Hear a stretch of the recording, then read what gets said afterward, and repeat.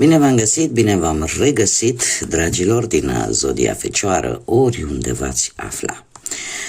Iată-ne din nou împreună la o nouă lectură generală pentru perioada cuprinsă între 6 și 12 octombrie, așa că toți cei care aveți soarele, luna, Venus, ascendentul sau oricare alt aspect astral important pentru voi din harta voastră natală și care are legătură cu Zodia Fecioară, această lectură este de asemenea și pentru voi. Ca de fiecare dată, nu uitați, este totuși o lectură generală, așa că vă rog să luați decât acele mesaje care rezonează cu voi, restul lăsați-le să zboare în univers, pentru că sigur sunt pentru alte energii care într-o mai mică sau mai mare măsură au o legătură cu Zodia Fecioară. Și haideți să întrebăm oracolul Lenormand ce situație importantă trebuie știută pentru dragii mei din Fecioară în săptămâna 6-12 octombrie. Care este situația importantă pentru dragii mei din Fecioară? Ia să vedem.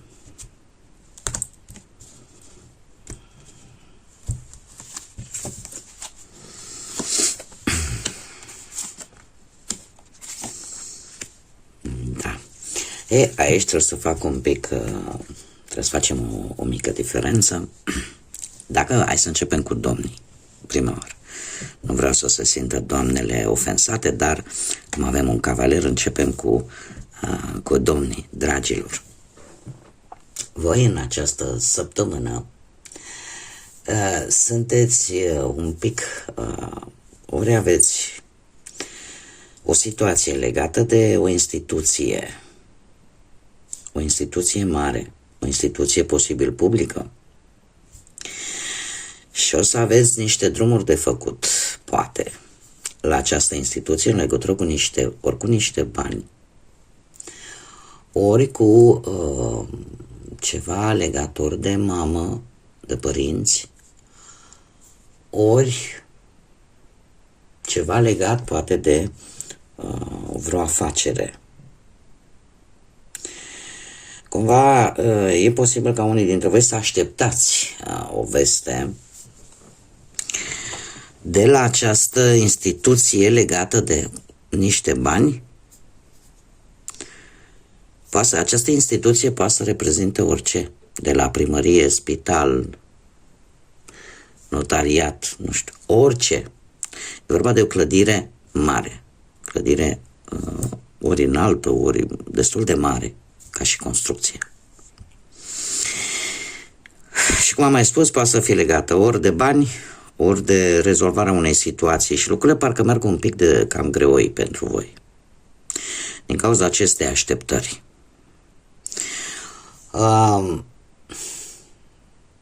Nu știu, ori că e prea multă birocrație,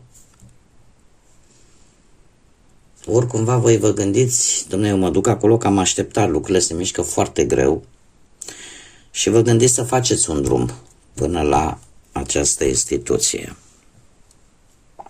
Acum, ar mai putea să fie și situația în care unii dintre voi să refuzați să aveți o conversație, și mă refer strict la bărbați acum, decât la domni.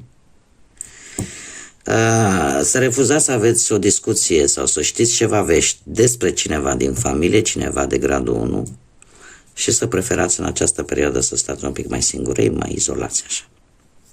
Poate să fie și acest lucru. Acum, revenim la doamnele mele dragi. Dragilor, voi e posibil, de asemenea avem o legătură de asemenea cu instituțiile, dar în cazul vostru se schimbă un lucru. Are legătură cu un bărbat. Un bărbat care, în mod normal, ar trebui să se ocupe de anumite situații, ori familiare, ori de o situație așa în general, nu știu, poate să fie legată de orice aspect al vieții, dar în care lucrurile merg destul de greoi, în care așteptarea este una destul de lungă. De asemenea, mai putem vorbi și de situația în care să existe o energie masculină care să aibă ceva probleme și de sănătate sau să aibă ceva probleme, nu știu, cu anumite instituții publice, unde lucrurile se mișcă destul de greu.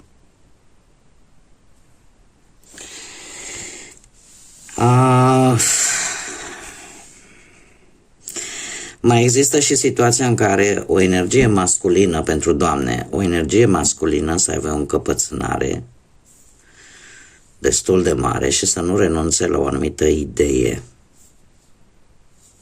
indiferent cine ar vorbi cu această energie, parcă e croit să facă un anumit lucru.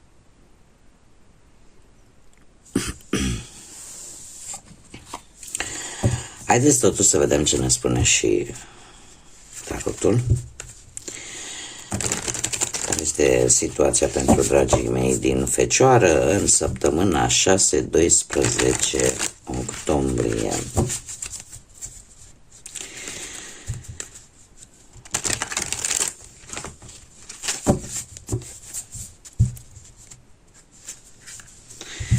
Trebuie să vă spun un aspect important pentru voi, dragilor, că din punct de vedere astrologic e posibil ca o situație care se perpetua de foarte mult timp, să nu prea mai dea rezultate. Să nu prea mai dea rezultate și asta să vă cam îndemne să vă actualizați, ca să zic așa, modul de gândire și de a vedea perspectivele acestei situații. Bun, haideți să vedem ce ne spune și tarotul. Dragii mei dragi, știu dacă zodia Taur vă spune ceva, zodia Scorpion, pe partea asta carierei profesionale sau pe partea muncii. Da, într-adevăr am un 7 de bâte aici. Eu aș zice că sunteți unii dintre voi, sunteți interesați probabil în deschiderea propriei afaceri. Dar cumva vin tot felul de obstacole, tot felul de provocări, că v-am mai și comentat și cu Lenormandu. Birocrație foarte multă, foarte multe documente, foarte multe drumuri de făcut. Da? Pentru cei care, cum am mai spus, se pot regăsi cu această informație în care vreți să deschideți ceva. Și asta, într-un fel sau altul, oarecum vă dă senzația aia de dar dacă nu o să-mi iasă, că parcă e prea mult. Și vă face un pic așa vă aduce un pic de îndoială, vă aduce un pic de teamă. Dar astea sunt perfect normale, să știți. Dacă voi sunteți curajoși și vă urmați scopul, eu cu acest arcan major, moartea, îmi spune că schimbarea care va veni în această săptămână va fi una, nu numai că va fi favorabilă pentru voi și că se vor termina toate aceste atacuri, să zicem, că putem vorbi, uite, și de situația în care unii dintre voi la locul de muncă actual, da? Să tot aveți impresia că există invidie. Aba, invidie există, ce să nu există, să nu existe invidie. Și încă aș spune că în ultima vreme e prea multă. Și să-ți dea această stare de a fi amenințat de către ceilalți, cei din jurul tău. Dar trebuie să știți că voi aveți ceva dominant. Cumva sunteți deasupra lor cu ceva. Iar aici se va produce într-adevăr o schimbare importantă. Dar este o schimbare favorabilă vouă. nu știu, că vine sub forma unei idei noi cum să procedezi, cum să faci, că vine sub forma unei mentalități schimbate, unei comunicări schimbate cu șefii, cu colegii, cu, nu știu, cu asociații. Lucru care va fi o mișcare inteligentă, înțeleaptă și cred că într-un fel sau altul va fi cea corectă, cea care trebuia să existe poate de la bun început. Este o lună, luna lui octombrie, și nu numai pentru voi, dragilor, pentru toate zodiile. Există niște fenomene astrologice care îndeamnă la acest lucru. Mai ales că avem, cu data de 6 octombrie, acest Mercur care intră în Scorpion și care spune clar, nu e loc de vrăjeală, nu e loc de superficialitate în comunicări, în dialog. Lucrurile trebuie spus clar, onest, profund, transformator, dar într-un mod inteligent. Asta este cheia succesului în această lună. Pentru noi toți, la modul general, că pe unii poate afecta mai mult, pe alții mai puțin, dar per general, acest aspect astral asta comunică. Iar eu, din câte văd aici, mai ales că reprezintă zodia Scorpion, trebuie să vă spun că și zodia Scorpion și zodia Taur sunt opuse, dar în același timp complementare, paradoxal. Adică se completează. Pentru că ce nu are una, are cealaltă. Și atunci yin și yang se completează. Deci, dragilor, voi chiar dacă vă simțiți un pic amenințați, un pic cu teamă, un pic cu îndoială, indiferent de ce aspect al vieții vorbim din punctul ăsta de vedere profesional, că e vorba de un job, că e vorba de o afacere, ceea ce voi veți face, schimbarea de atitudine, schimbarea de gândire, schimbarea de perspectivă și faptul că o veți face înțelept, corect, drept, onest, vă poate ajuta. Vă poate ajuta. Să faceți acele negocieri, să vă iasă, cum să spun eu, ceea ce voi v-ați propus, planul pe care voi vi l-ați propus. Ca lucrurile să iasă așa cum trebuie. Eu acum spune că și să îmbunătățească relațiile, în primul și în primul rând. Că eu, cum am mai spus, cu șefii, cu colegii sau cu asociații. Pe partea banilor, și aici lucrurile într-un fel sau altul se schimbă. Există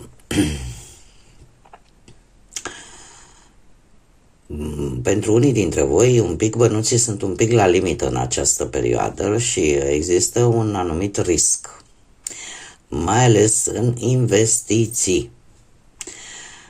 În investiții, în tot felul de cumpărături sau alte cheltuieli care pot, într-un fel sau altul, să accentueze, ca să zic așa, această limitare la bani.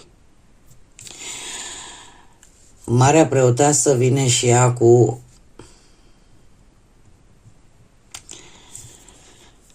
un avertisment, mai ales că avem și un 7 de cupe.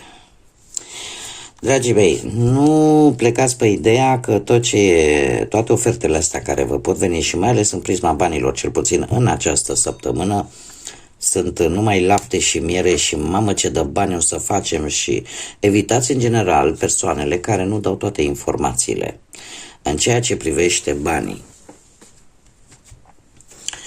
Evitați persoanele care îți oferă o perspectivă așa foarte glamuroasă, foarte bine poleită, o perspectivă care tentantă, poate prea tentantă, până nu aflați toate informațiile. Pentru că veți avea parte de foarte multe oferte, foarte multe păreri, tentații de genul ăsta, mai ales în privința banilor. pot rezulta a fi false, pot rezulta a fi înșelătoare și să vă aducă și mai multe probleme din punctul ăsta de vedere financiar. Iar ce-ar mai fi de spus, faptul că ori voi, nu știu, ți-a avut ceva neînțelegeri, ceva discuții pe tema banilor, mai ales cei care trăiesc sub același acoperiș și cu alți, ori membri ai familiei, ori cu alte persoane. Și lucrul ăsta e posibil să te ducă să fii un pic la limită cu banii. Haideți să mergem mai departe.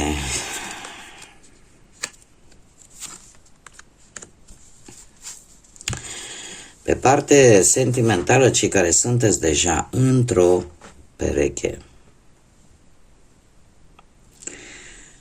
Măi, dragilor, ce cu voi în această săptămână? Nu e săptămâna voastră. Există într-adevăr. Unii dintre voi așteptați o veste, ori de la perechea voastră, ori o veste care vă cam macină nopțile, vă cam ține nedormiți așa. E ceva ce vă frământă. E ceva ce vă frământă ori legat de perechea voastră, ori legat de relația în sine.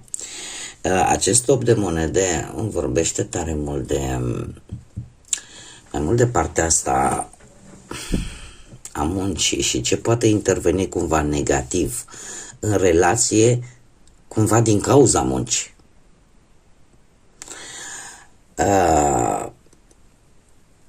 Voi tot așteptați o anumită schimbare benefică legată de muncă, dar care să îmbunătățească cumva și relația voastră. Acum, e bine știut, nu? Toți spunem la un moment dat, doamne, fără bani suntem fii ploi. Nu, cum zic spaniolii, nu pintă, nu mirosim a ceva urât.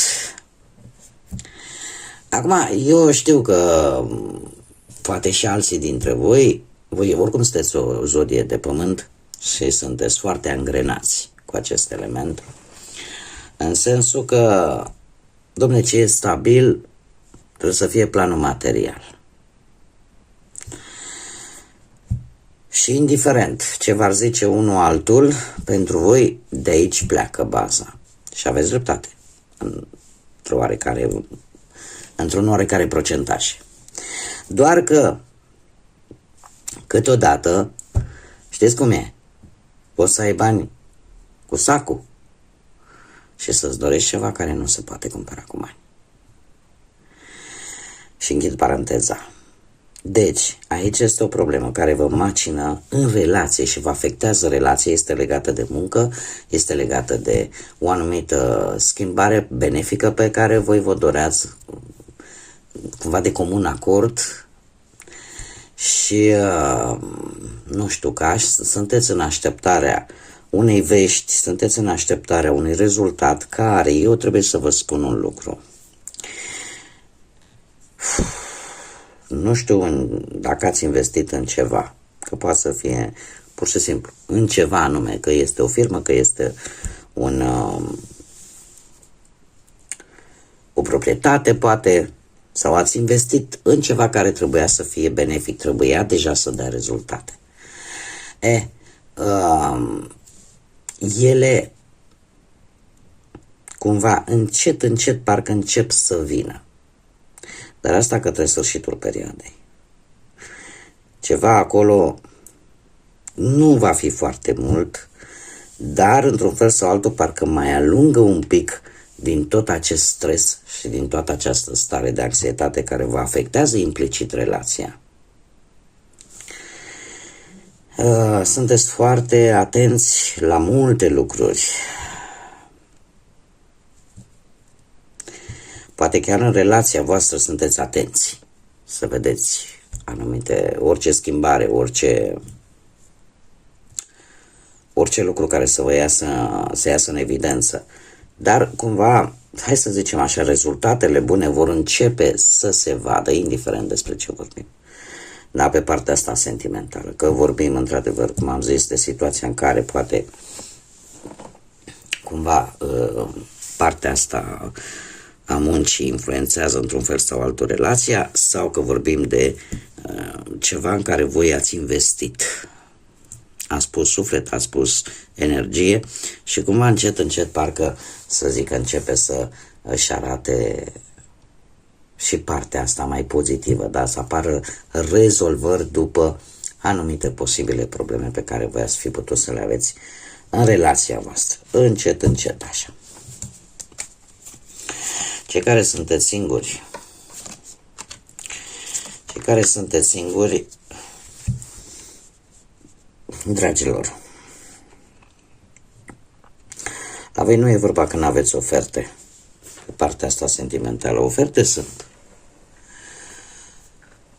sunt. Doar că voi trebuie să fiți dispuși, în primul rând, să le acceptați și, în al doilea rând, să faceți anumite schimbări. Schimbări poate de mentalitate, schimbări poate de felul în care voi vedeți lucrurile. Este foarte greu pentru că voi ați pierdut pe cineva. Voi, acolo în sufletul vostru, a mai rămas cineva pe care e posibil să-l fi pierdut sau să o fi pierdut sub diferite forme. Orică nu mai este cu voi, dar trăiește în altă parte, orică nu mai este cu voi, tocmai pentru că se află în altă parte, într-o altă lume astrală. Nu știu dacă Zodia Săgetător vă spune ceva, dar se pare că sfârșitul acestei perioade vine totuși cu un ușor echilibru care vă ajută de fapt să vă adaptați mult mai bine la situația actuală, să încercați să lăsați în urmă situații, persoane care v-au rănit într-un fel sau altul, care v-au provocat durere. Așa că, de ce spun acest lucru și cum vine acest echilibru? Pentru că apare necesitatea acută de a fi totuși lângă cineva, de a nu mai fi singur, singură. Iar dorința asta te va ajuta ori să vindeci anumite răni din trecutul tău, indiferent sub ce formă au fost ele făcute, și îți trezește dorința de a trăi, de a ieși din toată această angoasă, din toată această situație negativă. Haideți să vedem și ce mesaj important am pentru voi, dragilor. Un mesaj, te rog, pentru dragii mei din Fecioară în perioada 6-12 octombrie. Care este mesajul pentru ei?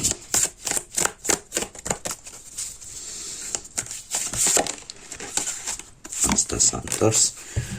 Reziliența. Ia să vedem. Și spune așa: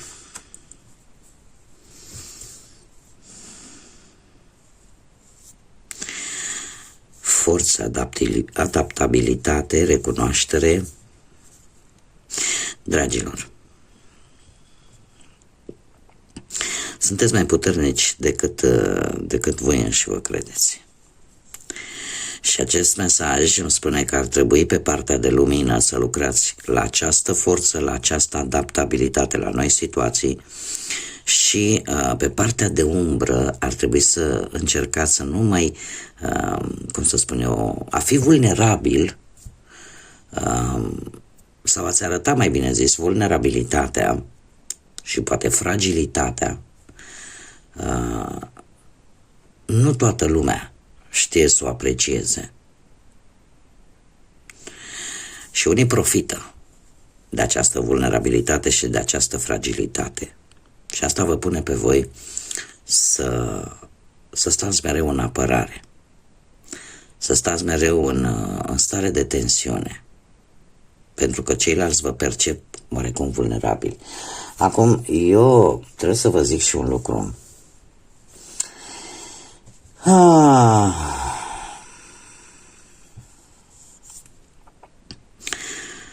Toată această situație, de fapt, cam tot ce se va întâmpla în această săptămână vă va face să vă dați seama că de fapt sunteți mai puternici și aveți o forță și o voință interioară mai mare decât voi vă puteți imagina. Atunci când te simți cel mai slab, e momentul în care tu să-ți impui: sunt puternic, pot să duc la capăt, pot să mă ridic de aici. Atunci e momentul în care, dacă nu poți să o faci tu, atunci, nu știu, cere Universului, cere divinității să te sprijine, să te ajute. Știu că mulți o să poate mă luați în râs și o să haide de aici cu religia și cu astea. Eu pot să vă confirm la propriu că aceste lucruri funcționează. Și credeți-mă pe cuvânt că eram într-o situație de viață și de moarte. La propriu. Și nu exagerez cu absolut nimic. Deci în momentele în care ne simțim vulnerabili, cereți ajutorul sau înconjurați-vă de acele energii, de acele persoane care voi știți că atunci când v-a fost mai rău, v-au întins o mână. Și felul ăsta, de fapt, nu dai dovadă de slăbiciune, de fapt, dai dovadă că vrei să lupți, de o voință puternică, că vrei să lupți și că nu te lași bătută. Cam asta ar vrea să zică acest mesaj important pentru voi. Bun, dragii mei, cam atât am avut pentru voi. Într-adevăr, nu este o lectură wow. Dar știți cum e, în viață nu e drumul mereu lin, mai vine și câte o groapă, mai vine și câte o piatră mare în drum. Important e să știm cum să trecem peste ele. Eu vă doresc totuși o săptămână, în primul și în primul rând liniștită, cât mai liniștită posibil, dar în același timp vă doresc o săptămână cât mai înțeleaptă. Cât mai înțeleaptă și cât mai plină de pozitivitate. Până data viitoare când ne vom reîntâlni, numai bine și să fiți iubiți, dragilor!